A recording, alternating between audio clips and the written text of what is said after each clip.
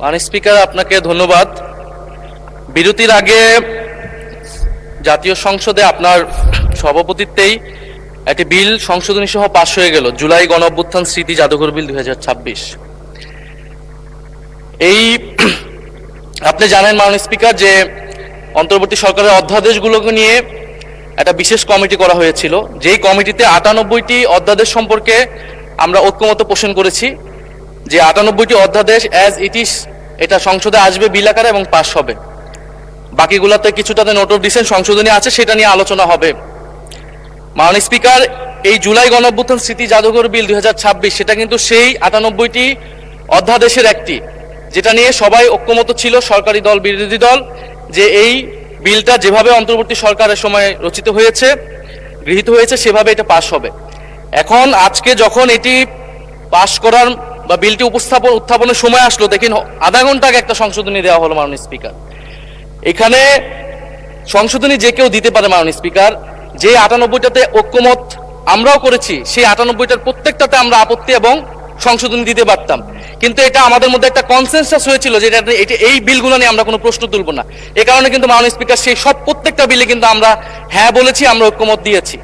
কিন্তু সরকার দল আজকে এটা আপনার সামনে, এটা কিন্তু রাজনৈতিক সমঝোতা ভঙ্গ করা হলো, কনসেনসাস ভঙ্গ করা হলো। তাহলে এই বিশেষ কমিটি যেটা করা হয়েছিল, সেই কমিটির কোনো প্রয়োজন ছিল না। আমরা জানি সরকারি দল চাইলে যে কোনো আইন, যে কোনো বিল তারা উপস্থাপন করতে পারে, সংশোধনী আনতে পারে, পাশ করতে পারে, তাদের সেই মেজরিটি রয়েছে। বিরোধী দলের হ্যাঁ নাই আসলে এখানে কোনো মূল্য নেই। কিন্তু আমরা এখানে কেন আছি? আমরা এখানে আছি যাতে আমাদের আপত্তি থাকলে জনস্বার্থের বিষয়ে আমরা কথা বলতে পারি। সেই কথা বলার সুযোগ যদি না দেওয়া হয়, এই বিলটি যেভাবে দিনে দুপুরে একটা ছল চাতুরি করে, একটা জোচ্চুরির মাধ্যমে এই বিলটি সংশোধনী সহ পাশ করে নেওয়া হয়। মাননীয় স্পিকার, এটা আমরা প্রতিবাদ জানাচ্ছি। এবং যেই সংশোধনী, স্পেসিফিক সংশোধনী নিয়ে যদি আমি একটু বলি 2 মিনিট, যেখানে 2টি সংশোধনী, বিশেষ সংশোধনী এনেছেন একজন মাননীয় সংসদ সদস্য, যেখানে তিনি প্রস্তাব করেছেন যে সংস্কৃতি বিষয়ক মন্ত্রণালয়ের দায়িত্বে নিয়োজিত মন্ত্রী বা প্রতিমন্ত্রী এই জাদুঘরের যে পরিচালনা পর্ষদের সভাপতি হবেন। আগের সংশোধনীর আগের বিলটিতে ছিল যে একজন বিশেষজ্ঞ, সরকার কর্তৃক নিয়োজিত একজন বিশেষজ্ঞ সেটার প্রধান হবেন। এখানে কিন্তু সরকারই নিয়োগ দিবেন, কিন্তু সংস্কৃতি মন্ত্রণালয়ের অধীনে অনেকগুলো প্রতিষ্ঠান আছে, শিল্পকলা আছে, নজরুল একাডেমি আছে, বাংলা একাডেমি আছে, জাতীয় জাদুঘর আছে। এই প্রতিষ্ঠানগুলো কিন্তু, এটা মাননীয় স্পিকার আপনি যেমন রেওয়াজের কথা বলেন, এটাও কিন্তু রেওয়াজ, এখানে বিশেষ সংশ্লিষ্ট ব্যক্তি যাদের সাহিত্য, ইতিহাস, সংস্কৃতি এক্সপার্টাইজ আছে বা জাদুঘর নিয়ে এক্সপার্টাইজ আছে, তাদেরকে সেই দায়িত্বগুলো দেওয়া হয়। সেই ধারাবাহিকতাতেই জুলাই গণঅভ্যুত্থান স্মৃতি জাদুঘর, এটা কিন্তু কোনো শাখা জাদুঘর না, এটা একটা স্বতন্ত্র, একটা বিশেষায়িত জাদুঘর।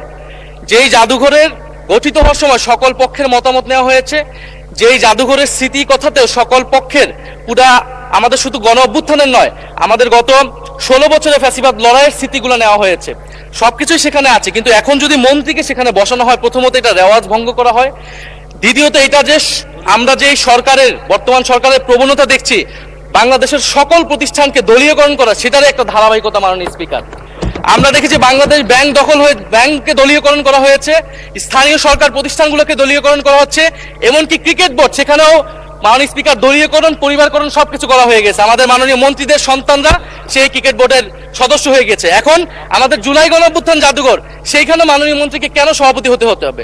সেটা তো মন্ত্রণালয়ের অধীনে একটি প্রতিষ্ঠান। আর দ্বিতীয় যে সংশোধনী, যে সরকার চাইলে যে কাউকে বাদ দিয়ে দিতে পারবে।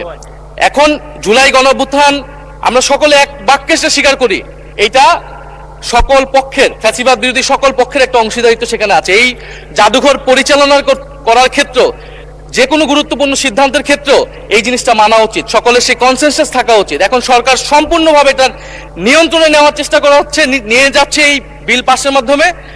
ফলে আমি আপনার কাছে এটার অনুরোধ জানাবো, আহ্বান জানাবো সরকারের প্রতি, যে সংশোধনী বাদ দিয়ে এটা এখনই যেই ভাবেই এটা বিল ছিল, যে ঐক্যমত হয়েছিল বিশেষ কমিটিতে, সেই অনুযায়ী যাতে এই বিলটি আবার পাস করার ব্যবস্থা করা হয়, বা সেই অনুযায়ী আইন অনুযায়ী ব্যবস্থা গ্রহণ করা হয় মাননীয় স্পিকার। আর না হলে আমাদের এখানে থাকার কোনো দরকার নেই।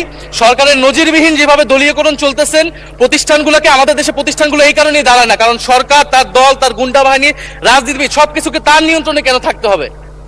মাননীয় স্পিকার, আপনাকে ধন্যবাদ। ধন্যবাদ মাননীয় চিফ হুইপ।